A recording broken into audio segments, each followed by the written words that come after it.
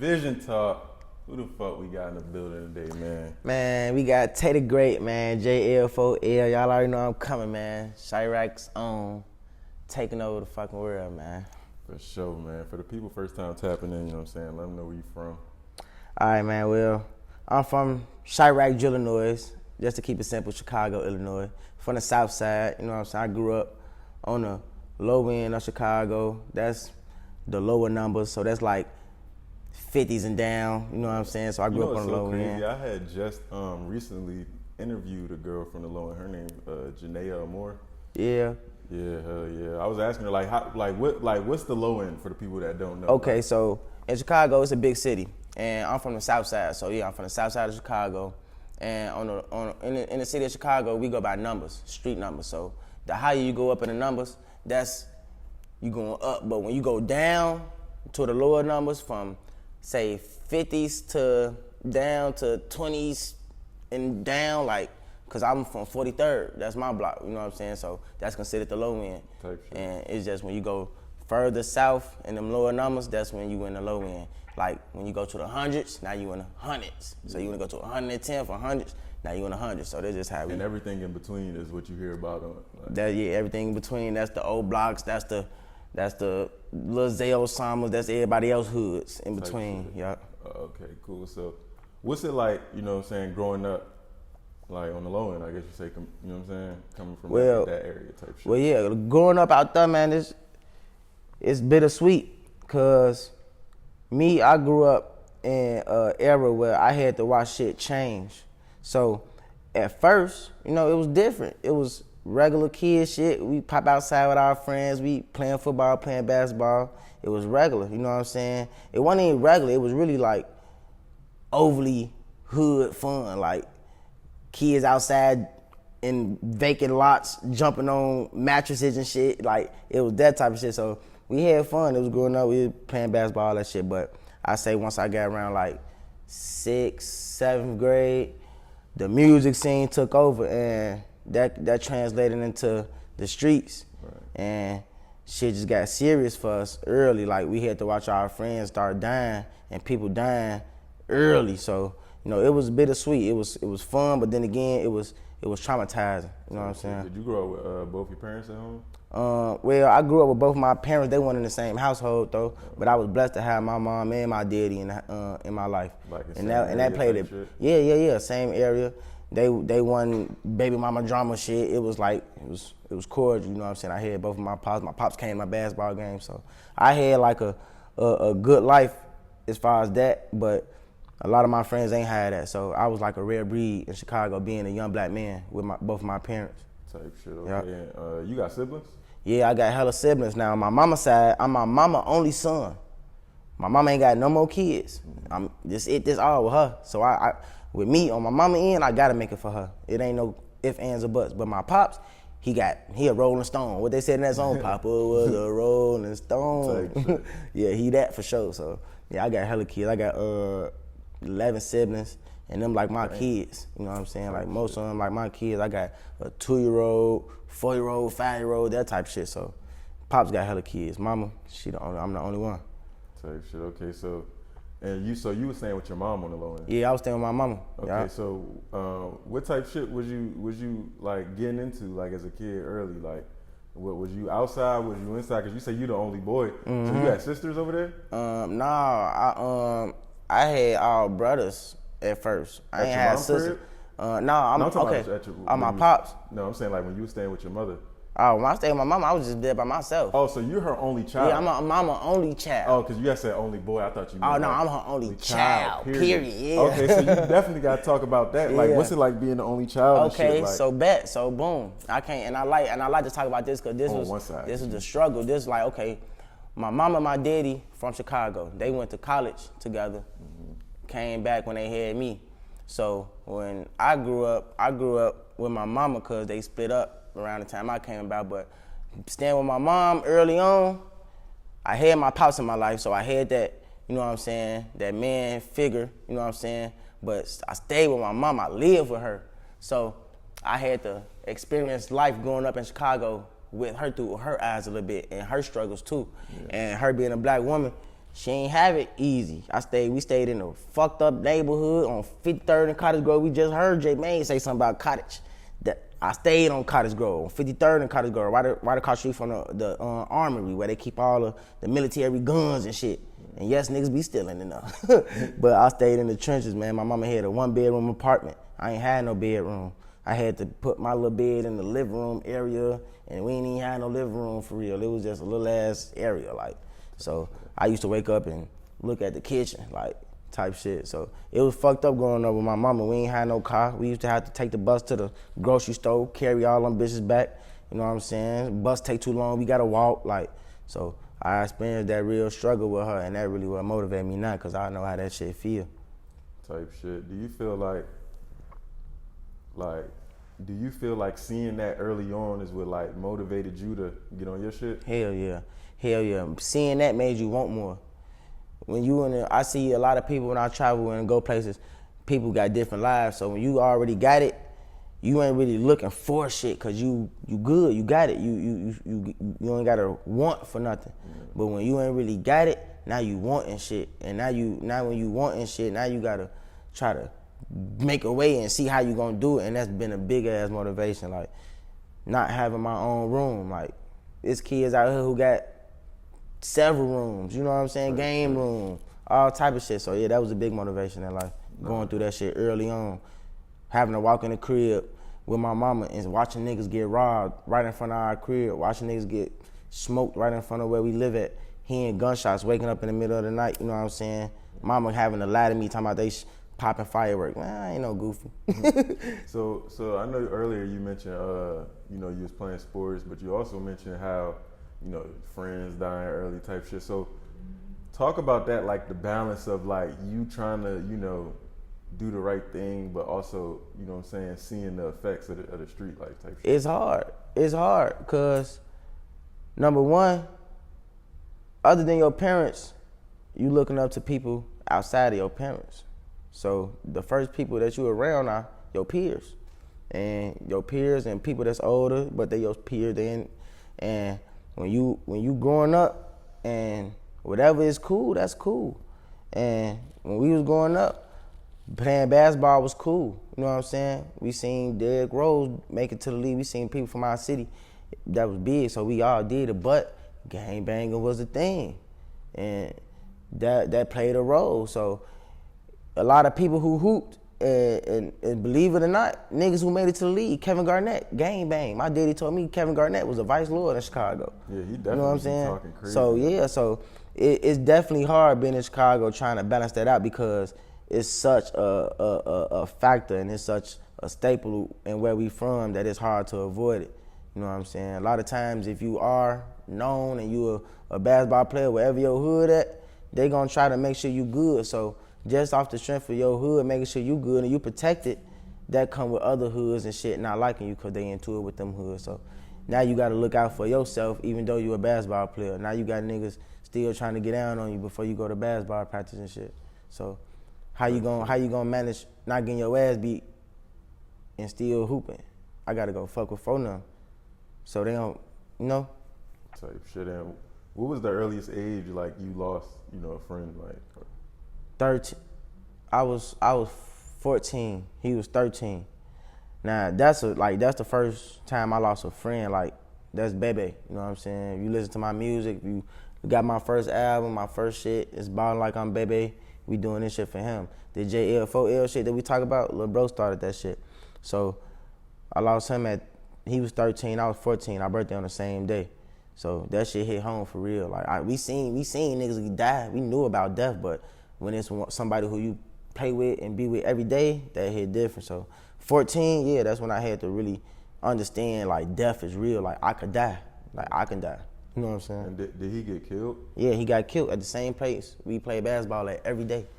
Like, we leave school and we go to this place to go hoop. Yeah. One day, I just so happened to get a call from my pops.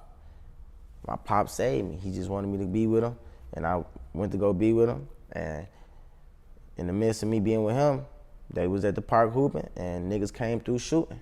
And he was in the middle, tried to run, and got hit. So I could have been them. I could have been Bebe. You know what I'm saying? I always used to think it was supposed to be me. You know what I'm saying? But So life it was played just a how it random supposed to. shooting, like, Nah, it wasn't random. You know what they was trying to do? They was trying to get their lit back for Tay Savage doing what he be doing. type shit. Oh God, you know, Tay Savage was terrorizing the streets. You know what I'm saying? Shit was going on. They was trying to get they little lit back because folks was going crazy out there. So, you know, that's what come with it, man. So was he from around y'all area? Yeah, Tay Savage from 43rd. He from the Lowend. He from my shit. Oh, type shit. And he older than me. So when he was running the streets, I was still a little boy, not even really in tune with shit. By the time I got old enough to be on the block and be outside, he was already in jail and in and out of jail and shit like that. So yeah, he definitely from the low end though. He definitely from 43rd. Type shit. Okay, cool. Man. So was you still out there when the like I guess you can call it like the Chief Keef era popped off? Hell yeah, I was in the middle of that shit. I was in the middle of that shit, but I left. You know what I'm saying? Like when shit got real, like once it got global and once the world knew about it, and then the killings start getting like the eyeballs on the city and everybody started seeing the killings. That's when I left. Type shit. I always want to ask like somebody from there in that moment, like, did y'all know that the world was looking at y'all like type shit? Like, did it feel did it feel as big as it was? Nope. You ain't feel it until you left. You ain't never feel it. Like, for a lot of people that young, they won't leave in Chicago unless you had people like me. I had people outside of the city. So once I left Chicago and then I start seeing how everybody else reacted to what we got going on and how it influenced what they do, that's when I seen it was big. But at the time, if you in the city, which we was in the city, hell no, we ain't know. We was just doing what we regularly do. Like, that was regular shit. Like, wasn't shit like that big to us. Like, it was normal. Type shit. And what age did you move to Atlanta? 14. Soon as Lil Bro got killed. Same year Lil Bro got killed, that summer, I moved to Atlanta because my pops ain't want me to go to high school in Chicago. Cause shit got real bad. Like, I lost a lot of homies. So did you move out here with him? Mm-hmm. Type shit. Moved out here with my pops. His whole goal was to get all his sons out of Chicago. Cause that ain't no place for a black male. You know what I'm saying? Not where we was at. Type shit. And what was that transition like when you first came out here? Like, It was weird at first. Cause I ain't want to leave. But I knew I had to. Real shit. Yeah. And my mama, it's crazy. I was just talking to my mama not too long ago, and she was like talking about when I left, and she was like, "You know, you ain't have to leave." And I'm telling her like, "Yes, I did, cause I ain't want to die." Yeah. I felt like I was gonna die if I stayed at that 8th grade, little 14. I thought if I stayed in Chicago, I would die. So that was my main point for leaving on my end. But my pops wanted to do the same shit, save his sons, get us out of there. Type shit. So when you came out here, what part of the city y'all moved to? Southside. Southside. Came from the south side of Chicago to the south side of the 8th. Type shit. Then my last name, Griffin. When you get off the exit, if you know about the A, when you get off the Terry Boulevard exit, it say Griffin Jonesboro. So we getting off the exit, like, yeah, this way we finna live at. And I'm looking at my last name, like, damn, we on the south side and that's my last name? Oh, this is God. That is God. I think I'm supposed to be here now. Type shit. So yeah, it was crazy coming out here. Type But I fuck with it. I fuck with the A. I had to get used to it. You know, in Chicago, you can't wear your hat to the right or the left if you ain't gang banging. So I used to see niggas wearing their hat to the right or to the left, and I'm like, what the fuck? You can do that out here? He like, yeah, you can do that. They ain't on that. So I had to realize, like, damn, I could chill. It's different. You can live. You can be a kid. You know, and that's the good thing about Atlanta. You know, you ain't gotta live fast. You ain't forced to. It's a choice out here. Niggas choosing to be in the streets for real, unless you in a fucked up position, which some people is. But majority of the time, people, it's a choice. You can be a kid and do different things. You got more opportunities. Type shit. So what kid was you? What type of kid was you growing up in school? Like, what type of kid was you in school? I was bad as hell. I was that kid in school that everybody knew was the athlete, and I was the funny guy. I was the class clown. I'm making everybody laugh. I'm bad as hell. My teachers don't like me because I'm making everybody laugh. I don't shut up and shit. Ultimately, though, I was a good ass kid. I was a good kid. My grades was good, but I was just bad. I was always a star of the show, making motherfuckers laugh, getting kicked out of class. So when you moved out here, you made friends easy? Hell yeah, made friends easy. Plus I hoop, so I stayed at the court at the gym. You know what I'm saying? That's how I made all my friends when I moved out here. I was at Hoops and Fitness. If you know, you know, man. Hoops and Fitness, that was the move, man. Every day I was in Hoops and Fitness every day. I know majority of the people on the hooper side from just being out there, them early years. So did you ever play for the team? Hell yeah. I went to Money's Mill, played for Money's Mill basketball team. I was starting varsity as a sophomore, playing football and basketball, starting varsity. You know what I'm saying? Shout out to my boy Rodney and Celestine. They made it to the league. So I played with some NFL guys, you know what I'm saying? And I transferred to another school for some basketball. So I was doing my thing on the basketball tip. I played against Colin Sexton, you know what I'm saying? So I had some good experiences on that end, played at the highest level. You played against Colin Sexton? Yeah, Colin Sexton, he played for Pebblebrook. Yeah. And I went to Llewellyn, so we played him in the Elite 8 of the state playoffs. He cooked you? Nah, he ain't cooked me. He was cooking their ass. I had just transferred. They ain't wanna disappoint the fans and the mamas and the dads who kids went there all 4 years. Yeah. And I was the transfer coming in at the end of the season for playoffs. Yeah. I came in on some like superstar shit. They was like, damn, how the fuck he get on the team? But yeah, I was a cold hooper and athlete and shit. Thought I was gonna go to the league. What made you stop? Reality, real shit. And at some point, everybody gotta get back to reality. A lot of times we be having these goals and these dreams and these aspirations, but sometimes you gotta get back to reality and understand what's best for you and what's really gonna work and what's not. You know what I'm saying? And when I went to college, which I did go to college, you know, I went to college in Mississippi, Russ College, HBCU, small school. My uncle went there, got me in on some like plugged in shit. I wasn't even supposed to go to college. But when I went, I tried to play basketball, tried to walk on. I got on the team. They red-shirted me, but I ain't play no games because it was just politics. So when that shit happened, I was like, fuck basketball. I need to get some money because that's what niggas was doing, having fun, fucking bitches, getting money. Type shit. So it was time to get some money and do what I want to do. And I wanted to rap, so that's what I did. Got some money, rap. Type shit. So when you graduated and shit, like at that time, what was you doing? Like, what was you getting into? Like, graduated high school? Yeah. Like, did you have a job or? Hell no. I was really rapping, real shit. I was rapping. I was writing songs all the time. I always was rapping. I was rapping, and I was trying to do the basketball shit. And I had my homies in the streets. You know what I'm saying? Like. But out here, I ain't got to do too much because niggas ain't no shit for real. Like, I ain't got no ops, you know what I'm saying? So I just stayed out the way. But I wasn't on shit. I was coolin', make my music, fuck with females, you know what I'm saying? Staying out the way, trying to stay alive. Type shit. Nah, you gotta tell the people though, like, how'd you get into the barber things? People don't know. Yeah. You a cold ass barber. Oh, yeah, facts. You making bread off that. Like. Facts. Yeah, man. So if y'all don't know, man, the Great Cuts, Beam Team General, man, that's who I am. That's my brand. The barber shit, so my pop's been cutting hair all my life. My pop's been cutting hair since I was born. When I was a little kid growing up, my pops had a shop, or he was working in the shop. You know what I'm saying? That was his lane to get money. So once I got out of high school, I went to college, but I left college my sophomore year, and I didn't know what the fuck I was finna do. All my homies was scamming, getting money, they bankrolls. I'm like, damn, I think I'm finna fuck with them. Even told him, like, man, I'm finna scam. He like, nah, don't scam. Go to barber college, join a business. Fuck it, I wanna do something. And that's different, so I'm like, I wanna be different. I wanna do something different, and I did it. And shit, when I did it, something just made me fall in love with that shit. I looked at that shit, how I looked at rapping and basketball. I wanted to be better than everybody, you know what I'm saying? I wanted to give myself the lifestyle I always wanted through that. So I'm like, fuck it, if I can't do it through basketball, I'm finna do it with these Clippers. So that just made me go hard and try to be better than everybody. I tried to be better than my pops, and now I'm better than him. And I don't know if he like it, but yeah, it is what it is. Pops still love you, man. You the reason. Type shit.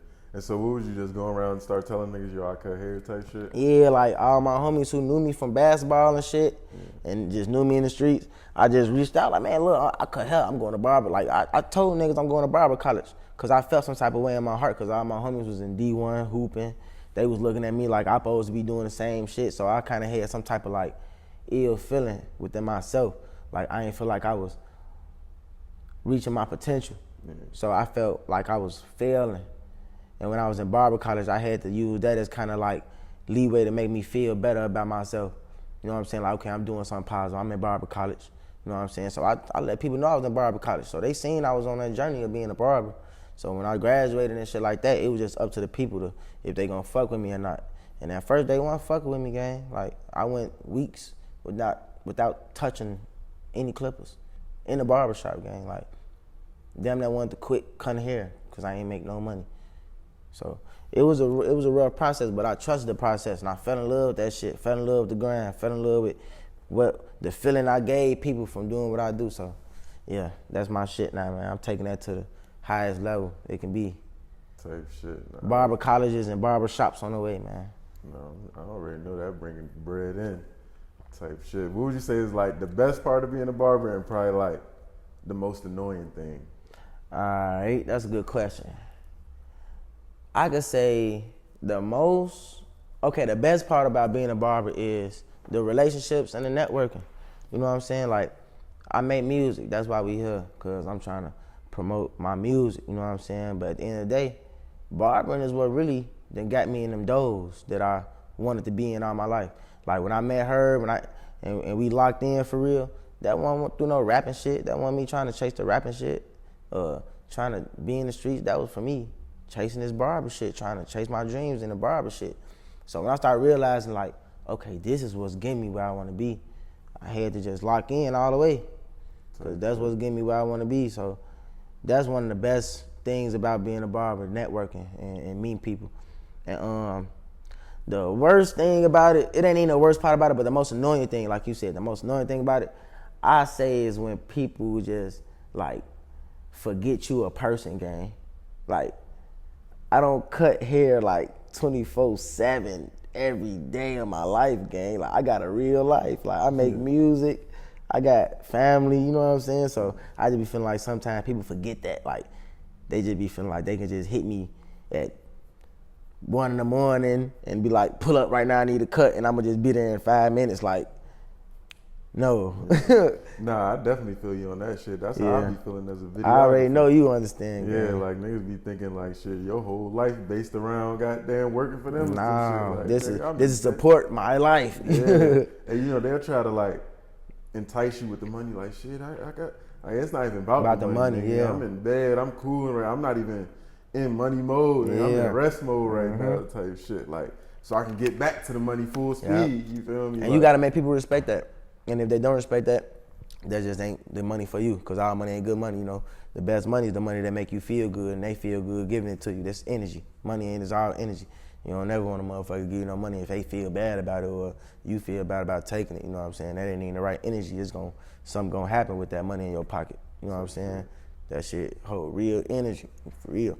Nah, fact. So yeah, that's fact. So when I know you said you was in the rapping shit. So when did the music come along for you? Like what first got you into music? Bro, I show people this shit, but I don't think people know.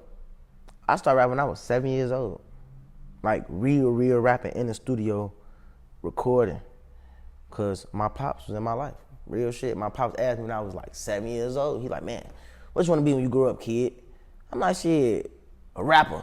Cause Lil Wayne was my favorite rapper. I wanna be like Lil Wayne. I said, a rapper? And he was like, for real? I'm like, yeah. He's like, all right, finna make a song. So my pops, he watched me sit there and rap, and he was writing what I was saying, and he made me remember my shit, and boom, that's how it started. And nigga took me to the studio.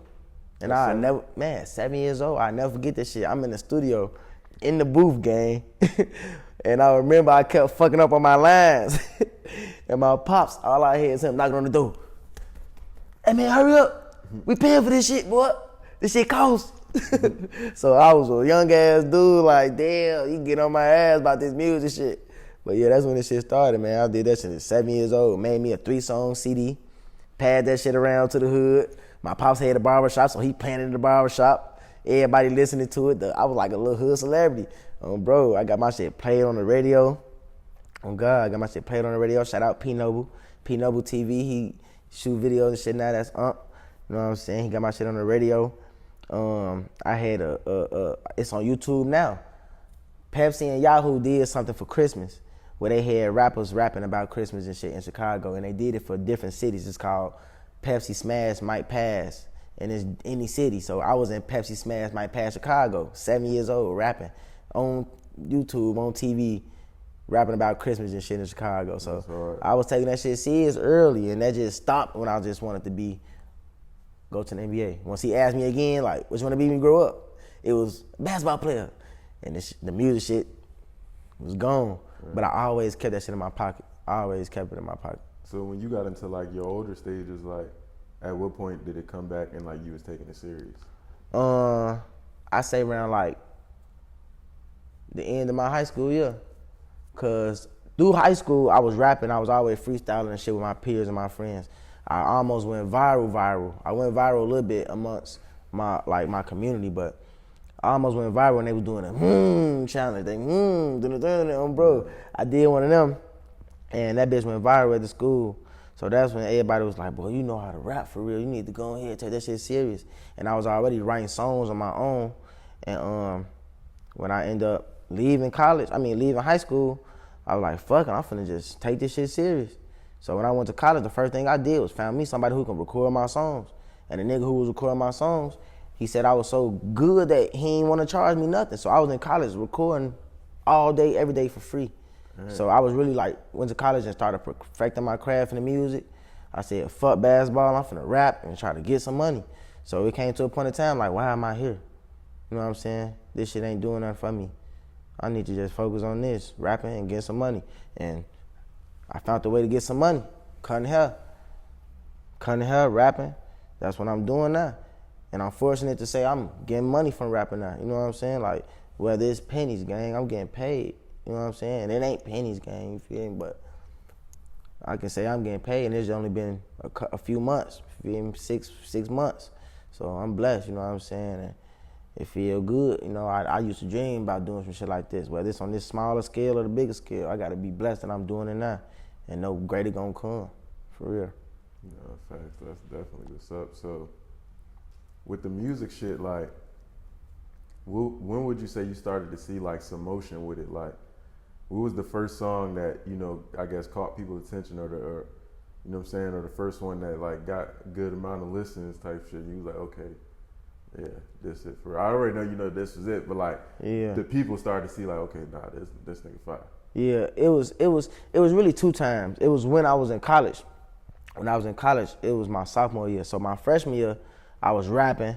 I used to pop outside my dorm with my speaker, play my shit out loud so niggas knew I was rapping. But my sophomore year in college, the last year I was there, I had made a song with my homie who was recording me all the time. And that song just was going crazy. Like, we ended up getting the shit played on like the radio in Memphis, which was like 30 minutes away from our school. You know, our shit was getting played on the radio. Our college knew about it, and shit, they let us perform for homecoming and shit. So that's when I knew, like, oh yeah, I got some shit, cause I was on the hook, and that's what made the whole song. So I knew it was like, okay, yeah, I got some shit. That's when I knew I had to like go ahead, take off with this shit, or try at least. Type shit. Who was some of your early influences as far as music goes? I'm gonna go back, cause I was just talking about this with my homie Francois. Shout out to Francois, man. Look, I was just talking to him about this shit, so I'm gonna go back early, like when I first started listening to music. DMX, I'll never forget this shit. I used to be screaming that man shit. DMX, I used to be, I used to be doing all that shit. DMX, Lil Wayne, for sure. Lil Wayne, since Hot Boys, I was Lil Wayne. And then I ain't even gonna lie on them boys. Bow Wow, Lil Romeo. Bow Wow, Lil Romeo. I had shouted them out on one of my songs when I was like 7 years old. Some, Bow Wow, Lil Romeo. Like, I remember that shit. So they was like, that 4 right there, I can remember for sure. Like, that 4. Bow Wow, Lil Romeo, DMX, Lil Wayne. That kind of shaped my little early music. I think DMX gave me like my grit. I think Lil Wayne kind of gave me like my swag. And then shit, the 2 young niggas, Bow Wow and Lil Romeo, they just gave me the confidence. Like, shit, they young, I'm young, I can do it too. So yeah, that was my fault right there. That's who I was listening to early on. Yeah. type shit. You know, that's a good little four right there, bro. You know what I'm saying? How would you describe your style? Because when I listen to your shit, I fuck with your shit. You know what I'm saying? Appreciate it, bro. I would put it in the category of kind of like pain music type shit. You know what I'm saying? But how would you describe it? Hell yeah, pain music for sure. Like, I be oh yeah, go ahead. But yeah, I be making pain music. That's what I do, gang. Like, it took me a while to find myself and find my lane and actually know what I do. So I describe my shit as like motivational pain music. Cause you're not just gonna feel pain. You're gonna be motivated after hearing my shit. Like, I got homies who tell me like, man, bro, I wake up in the morning and I hear your shit, bro, and I be ready to get active, get to it, get money, and you know, that shit, that's what I want niggas to do. I want niggas to be motivated to change their life and get some money, cause that's what I'm trying to do. You know what I'm saying? I ain't gonna make a nigga go shoot a nigga and kill a nigga if that ain't what I'm on. You know what I'm saying? So, yeah, I think it's like motivational pain music, for sure. Type shit. And was I know you got 2 projects that dropped this year. Was Ballin' Like I'm Baby, was that your first project that you Hell dropped? yeah, that was my first project. Okay, yeah, you gotta get into that motherfucker. Talk about that one. Well, man, Ballin' Like I'm Baby, that's really something I knew I was gonna do for years. You know what I'm saying? I always been saying Ballin' Like I'm Baby, that's Lil Bro. So I knew I was gonna do that for years. So for me to actually do it, it hit home, and it made me really like put my all into just not only just coming out with my first project, but just as a whole making sure this was like one of the ones, you know what I'm saying? So majority of the songs that I made them when I was like in emotional states where every song really meant something to me, you know what I'm saying? It either motivated me or it made me feel good or something. But that mixtape right there mean a lot. I dropped it on our birthday. Me and bro birthday was on the same day, you know what I'm saying? Long live bro. But I dropped it on our birthday, February 27th. And that shit mean a lot, cause now I can always and forever go look at that date. Like, man, I dropped it on that date. I did that. You know what I'm saying? That was a gift for us. You know what I'm saying? So a lot of years in my life, I couldn't never even celebrate my birthday for real, cause I always get down, cause little bro gone, and I used to celebrate it with him. But that was a year where I could celebrate, cause I feel like I did something for us, like this for us. I gave myself a gift and gave him a gift. You know what I'm saying? So that mixtape, that my first project, meant a lot. That shit go crazy, and I dropped the deluxe to it. If y'all still on my new shit, man, go back and listen to the old shit, man. That shit go crazy. What's the biggest song off there? I Ball Like I'm Baby, the biggest song. Which one got the most play? It's High as Hell. It's High as Hell. And that ain't even no pain song. I had to throw that song on there, cause that was a song that I was playing and promoting. Matter of fact, when you asked me that question about which song, that's the one, gang. Like, High as Hell. That was the second. Listen, you gotta give me some bars off that motherfucker. How that motherfucker go? Smoking on this Zion, I'm real high. Yeah, you know I'm real high. Everywhere I go, I'm like a bird, cause I'm real fly. Yeah, you know I'm real fly. Hey, smoking on this Zion got me high as hell. Need some more money with my clientele. So they say she coming, better come on. Hey, big blood swing, they say bum on. Yeah. And I be with Crips, I got a couple niggas rolling C's, but they'll still wipe your nose, make your nose bleed. How the fuck you say that you a shooter, you ain't got a Glock? Type of nigga ass, what's the time, and he gotta watch. From now, need my money long like a limousine. Need my pussy bald head like Mr. Clean. Bitches all on my dick when I hit the scene, cause you know I walked in fresh like a Listerine. Fuck you talking about? Yeah, that was on some Detroit shit too, man. That's one of the ones. Oh, bro. I gotta go listen to that. I had the club 30 deep, and everybody was singing my shit, gang. Like, that's when I knew, like, I'm sitting back in the club like, oh shit, I ain't never had this happen before. This shit feel good. You know what I'm saying? And I don't even consider them no fans. Them was like real friends, you know what I'm saying? So it felt good that people that I fuck with knew my words, like word for word, you know what I'm saying? Felt good. So that's when I knew that was another song. That was the real one. That was the real time when I knew, like, oh hell yeah, I got that shit. Type shit. And also talk about the one you just dropped on Halloween a couple days ago. Oh yeah, you talking about the tape? Yeah, Born a Star. Yeah, man, just dropped Born a Star. Born a Star, I had to drop that, man, cause I feel like I gotta let people know, man, that number one, I'm finna be consistent. You know what I'm saying? And I'm born a star, bro. I've been doing this shit since I was born, literally. Like, I got people who can vouch and tell you, like, I was a little ass baby. I wasn't even walking when I was supposed to be walking. I'm 6, 7 months walking. They say I was 1 year old jumping off couches and shit like. So I was born a star, man. Always was the best at everything I did. Never was mediocre at shit I did. You know what I'm saying? My basketball coaches told me when I was playing basketball, like, man, I don't know what it is. It might not be basketball, but you're gonna be great at something. You know what I'm saying? And that's my middle name, The Great. So this tape was basically me using all my versatility, you know what I'm saying, and putting in one and letting people know like yeah, he the one. He can do everything. He can sing, he can rap, he can make you feel good, he make you want to slap. You know what I'm saying? He can make you want to go fuck a bitch, he'll make it cry, like all that shit. So that was just like a project where I wanted to put all of me in one and just let people see like, yeah, he got that shit. Type of shit. What's your favorite song on that one? My favorite song on that one, ooh, it's a tie. It's a tie between Mac and Cheese and I'm That Guy.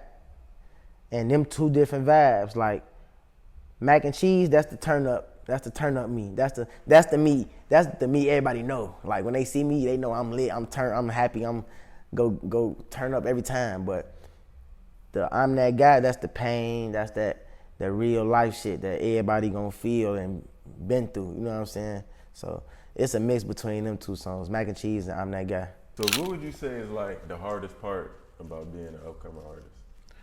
Man,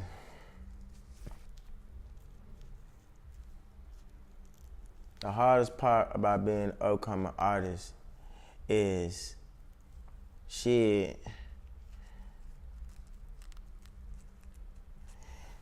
Being able to truly fund where you trying to go. Like, it ain't nothing to make a song. Niggas can make songs all day. But niggas want to make it. Niggas want to be mainstream and shit. Niggas out here want to be the next Lowend and shit. But niggas ain't really got what they need to fund getting there. And I ain't even talking about just money, gang. I'm talking about the mindset to be able to understand, like, I got to be able to be a likable person. I got to learn how to network. I got to be able to be these type of people before I can just, you know, so it like it comes down to even being able to fund your own, cause it's not just about money when I say fund. I'm just talking about produce, to fund your own type of motivation.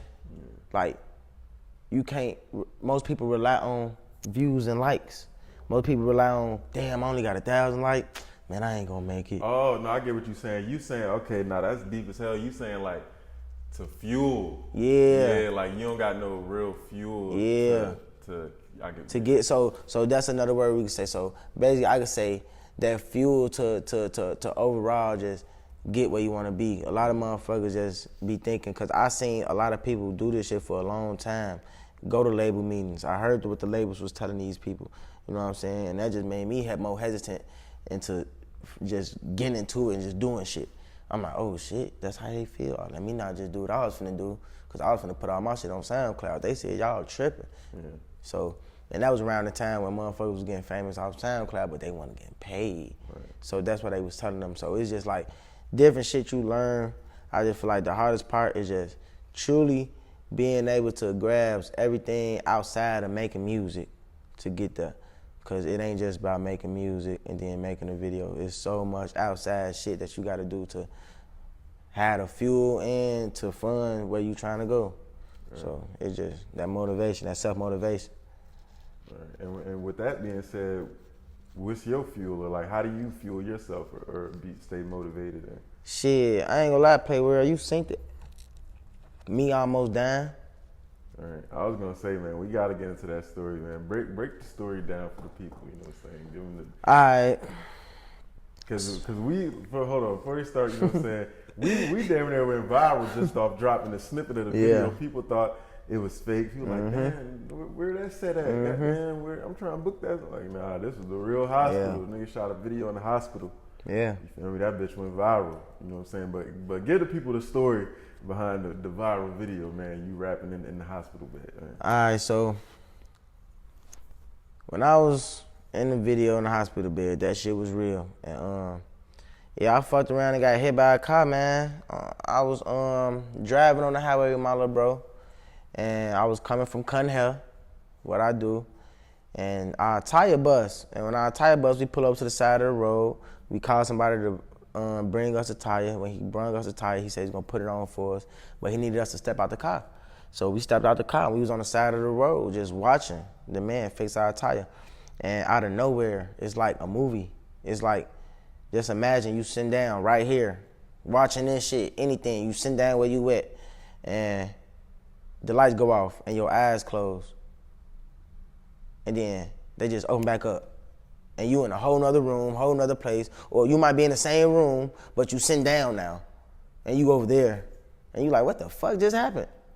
Type shit. And that's how it was for me, gang. I was watching that shit, and it's like, my eyes closed and opened back up, and I was sitting down on the side of the road. And the police, the ambulance was all outside, and the lady was cutting my pants leg. But as I was sitting down, and when she was cutting my pants leg, that's when I saw my bone sticking out my knee. So I was in shock, gang. I was in shock. So what ended up happening? Like, what you get hit by? We got hit by a car. So as we was on the side of the road, on the side of the road by the wall where it separate the other highway, somebody was driving in the fast lane, tried to go around somebody in the fast lane and drove on the shoulder and didn't know that we was outside standing right there. Yeah. And so they hit us, boom. And so I don't even know how I survived. Yeah, they was on some reckless shit. I don't even know how I survived, gang, because just to imagine a car driving on the highway hitting a person right by a wall, that shit was crazy to me. So, and not that I want to visualize this, but I'm just trying to picture, like, because I'm sure you don't know because you blacked out. Like, did niggas get airborne? Did niggas like? That's what I don't know, cause that's what I wish I knew. I wish I knew. I wish I knew how like what it looked like. I wish I had it on camera. I wish I can go in God's eyes and just look down like, damn, that little nigga shit, he flew, like, or, you know what I'm saying, like, or how it happened, like, cause I don't know, gang, the way that shit happened, it almost seems surreal, like. And you had your bro with you, right? Yeah, he got hit too. We both got hit. He broke. Did the mechanic get hit? Nah, he got out the way. He got out the way.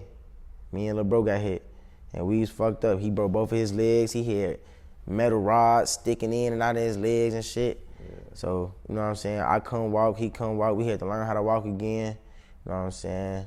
All type of shit. Like, niggas was fucked up. That shit was a real emotional, traumatizing experience. And that shit, I've been traumatized, but that shit was just a little bit more intense. You know what I'm saying? Like, I really was unresponsive for 5 minutes. Like, my little bro said he was calling my name for 5 minutes and I wasn't moving, wasn't responding until the police and all that finally arrived and they was cutting my pants leg. That's when I woke up. Like, what the fuck?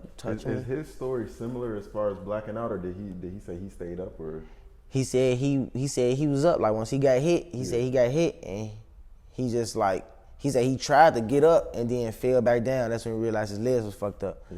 You know what I'm saying? And then he said he seen me and he started calling my name and he said I wasn't moving. You know, I wasn't doing nothing. He said for 5 minutes.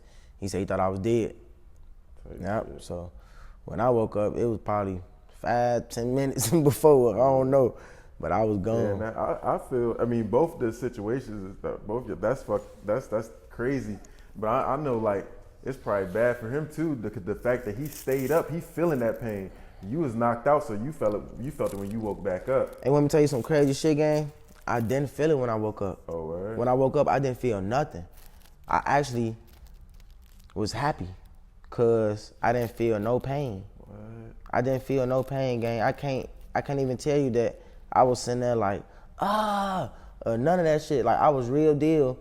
When I woke up, I was sitting down and I'm looking around. Like, I grabbed my phone out of my pocket. As soon as I got hit, what the fuck? Grab my phone, I get to recording. Like, what the fuck going on? That's when I felt the lady and I started recording her. And now I'm recording her cutting my knee and I see my knee. Like, I got the shit all on camera. This one you still out there. Yeah, I'm still out there. Yeah, so you wake up and you just see her. I just see a lady in front of me cutting my pants leg. Yeah. And the whole highway shut down with firefighters and police and ambulance. Yep, so when I woke up, it was just the whole highway shut down. And I wonder, like, I be thinking about this shit, like when people go into like little comas and shit, like I wonder what the actual time was versus what it felt, because it probably felt like 5 minutes, like you say, but it probably took them like 30 minutes to get there, type shit. Mm-hmm. And that's what I'm thinking, cause I know for a fact that all them cars, them police cars, the ambulance, I know for a fact they didn't get there in 5 minutes. Fuck no. I know they didn't. And block all that shit off like that. I know they didn't. So that's why I still be kind of like thinking about the shit sometimes, like, man, what the fuck? What happened for real? Cause I still be like, I don't know. Yeah. I still be having to slowly try to put the shit together myself. So did you start to feel pain when you got to when you went to the hospital? You had surgery? Yeah, I ain't gonna lie, I ain't feel pain for the first 2 days. Matter of fact, yeah, the first 2 days I ain't feel pain. I was doped up. Type shit. They told me I was off fentanyl. I bugged up in that bitch. Like on some J-Man shit. Like, what the fuck, boy? You got me. They whooping. They over whooping in this bitch. You said fentanyl? Fentanyl? I don't want that, my dog. Hey. So yeah, I was doped up. They had me doped up off drugs. I ain't feel shit until after my surgery. Now that's when that shit started kicking in. I'm like, oh shit, hold on now. Shit don't feel right. My leg all wrapped up. I can't bend it. I gotta keep it straight, but it's wrapped up. But it feel weird under the old shit, gang. I don't know about this one, gang. Because I think you hit me the next day. Yeah, I hit you the day after my surgery. What popped in your mind to be like, I need to shoot a video right now? I've been after some traumatic, like you just almost lost your life, and you thinking about shooting a music video. What's the thought process behind that? I'm still here. So whatever I want to do it. Go hard. Do it. Live like you will die today. If you were to die today, what you would want to say you did today? Same shit. Did you do something to chase your dream today? Or you finna be in this bitch down cause shit different? Cause some temporary shit happened. You know what I'm saying? I been had intention with shooting a video with you. I was ready. I was like, man, I'm shooting a video with him this day. And then I looked up and it was that day. And I had a choice, like, am I gonna not say shit or am I say shit? And I'm like, fuck it. I could have been dead right now. Fuck it. Let's do it. And I knew it was gonna fuck your head up because you ain't know. You know what I'm saying? But you a real nigga. You pulled up, you ain't tripped. You could have been like, oh no, bro, I don't wanna do it in the hospital again. You could have did anything like that. So I appreciate you, you feel me? For real nigga. Now when you said the hospital, I'm like, shit, I thought about it like, what the hell? No, because when you first said it, I'm thinking you was talking about like the studio set, like, I'm trying to do some hospital shit. Hell no, I'm but fucked then you up. like, great, I'm like, oh, this nigga in the hospital and shit. And it's funny as hell, because when I walked in the joint, like with all my equipment, I walked in the hospital with all my equipment and shit, you know, you gotta check in and shit. Because I think it was like active shooter actually at that same day or some shit. Oh, you remember that? It was like an active shooter in the city, and like they was on their shit that day. Like they checking you everything, everywhere type shit. Like it was high level security like that day type shit. So that's crazy. I do remember that shit. When they see that, that's I wasn't that high. I remember that shit. Yeah, that's why it was funny to me though, because when I'm walking in and shit, I got all this shit, you know, the tripod, the mic stand and shit. You got the this whole shit kit. Look like sticks and all types. Oh God, like you finna set up. Yeah, they thinking they like, what this nigga on, like, fuck you got going on type shit. Like you trying to kill the hospital? Yeah, like fuck this nigga. You know, I said it bad. They like, fuck this nigga got going. I'm like, nah, I just came to. I think I lied. I was like, can't take some baby pictures. I said some shit like for my sister or some shit. She just had a baby or some shit. Yeah. Let me take the pictures. But I'm like, oh, okay. And I got up there or whatever, and I got in there. But yeah, though, like I was thinking though, like, yeah, nah, I was like, this creative as hell for real. Like, nigga ain't never did it from real live hospital type shit. And it's so crazy though, cause like, I don't know if I'm just a visionary. I ain't even trying to, but like, it's like I be knowing certain shit gonna be something. Like, and the moment like that idea came together and you hit me about that, I was like, nah, this viral. Like, and it's so literally when niggas posted it and it went viral, like I was like, see, bro, I like it's certain shit that, you know what I'm saying, but literally. And it ain't done either, gang. I'm telling you, it ain't done. Right. That shit still finna keep going and it's gonna go viral again. I'm telling you, cause this shit ain't done. Matter of fact, get a promo that, but what's the name of that motherfucker? Yeah, man, y'all go watch the motherfucking How Pain Feel, man. Yeah, How Pain Feel, man. Cause niggas don't know how pain feel, man. I know how pain feel for real, man. Go type in Tay Degrate, TayDegrate, and you gonna see that bitch pop up, man. Shop out Playware Visions, man. Y'all go check in, comment, like, subscribe, all that shit, man. For real, that's a cold video, and it's real life, and it's gonna give you the chills every time you watch it. Yeah, man.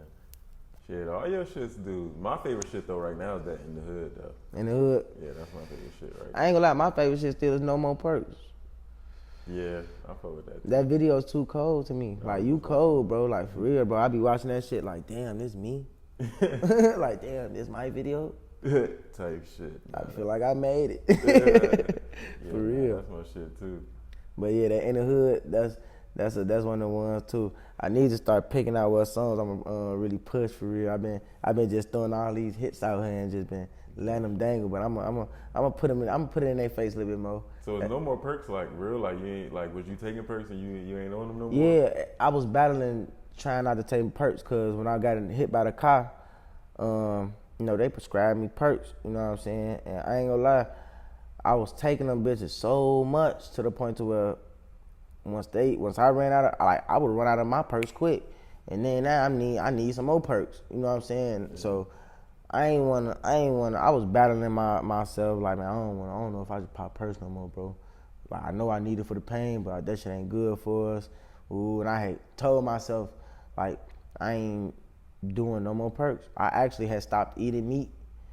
I stopped eating. All I was eating was fruit and salads. And shit, I did that for like the first 3 months of this year.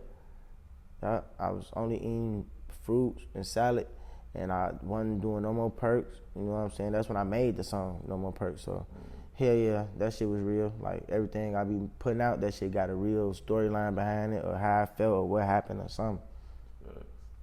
Yeah, man. Let the people, okay, cool. Your story crazy for sure, man. You gotta let the people know, what you got coming next. What's to come, you know what I'm saying? I know we just did the live performance, the Mic Stand On business. Hell yeah. Hell yeah, we just did the mic performance, man. That shit coming, man. And as far as projects, I got like a couple projects like ready right now. Like, I ain't gonna lie, like I got shit loaded up. But something that's really anticipated by me, Emotionally Traumatized. That's the album I'ma drop. They want it now. They been wanting it before Born a Star. You know what I'm saying? My homie just got on me the other day, like, bro, you tripping, bro. Why you do that, bro? So, Emotionally Traumatized, that's definitely gonna be one of the ones. That's gonna be a song full of like love and pain songs, you know what I'm saying? Dealing with love, you know what I'm saying? Shit that we deal with, going through the motion with these bitches, man. I don't even wanna call these bitches, man, but they be acting like bitches, man. But even our queens, man, dealing with these queens and these bitches out here, man. We be dealing with shit, and I'm just telling the story and getting all the feelings out that I went through, man. You know, I went through some shit, man. Fuck that bitch, man. Type shit. You know who you is. For now. Be crazy, man. For sure, man. So let the people know where they can find you, follow you, get at you, and all that. Man, I'm very active on Instagram, man, and they just took my Instagram page like a couple months ago. So make sure y'all follow me on Instagram. Only One Degrate. That's only number one, Degrate, and that's my real middle name, man. I'm on Instagram, Only One Degrate, YouTube, Tay Degrate, Facebook. It's my real name. I ain't even gonna give y'all that though. Do your homework, do your research. It hit different. And yeah, man, that's really it, man. Y'all can go find me on YouTube, find me on Instagram, Apple Music, Tay Degrate, all platforms, Tay Degrate, man. Subscribe, like, download, all that shit, stream that shit, man. I ain't just doing this for me, man. I'm doing this for my people. Doing this for my dear little brother. You know what I'm saying? My other little brother ran away, so I gotta he my son now. Real shit. So I'm doing this shit bigger than me. I'm trying to have barber colleges and barber shops, all type of shit, so I can make the world a better place. I'm trying to change lives out here, you know? So make sure y'all type in and fuck with Play Real, man. Hottest videographer in the A, man. Phone number, I stamped it. Fuck you talking about.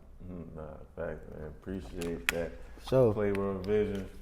Tay Degrate, man. Vision Talk. We out this motherfucker. You know right, never did make a wrong. So why you keep doing me wrong? That's why I been feeling